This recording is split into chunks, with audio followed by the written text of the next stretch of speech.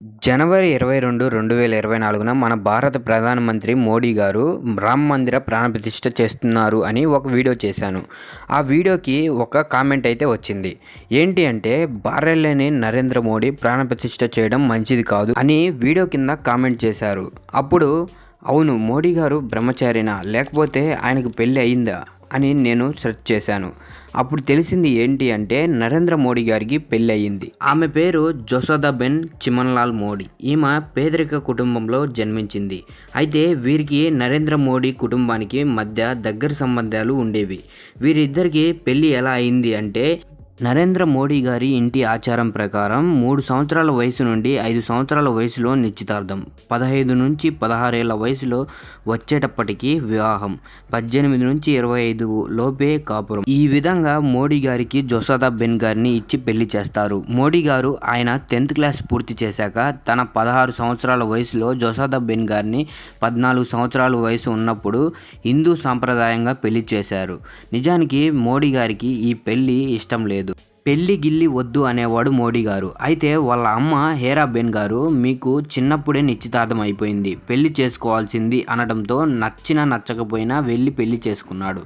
పెళ్ళి అయ్యాక మనసు మార్చుకుంటాడు అని వాళ్ళ అమ్మగారు అనుకున్నారు. కానీ మోడీ ఏమాత్రం మారలేదు. కానీ జసోదాబెన్ గారు మాత్రం ఆమె చిన్నప్పటి నుంచి మోడీయే తన భర్తగా అనుకునేది. అలాగే ఆమె మనసులో మోడీని తప్ప మరొకరిని చోటు ఇవ్వలేదు. అయితే మోడీ గారు జసోదాబెన్ గారితో ఇలా అన్నారు, జసోదా, నాకు ఈ పెళ్లి ఇష్టం లేకుండా చేశారు.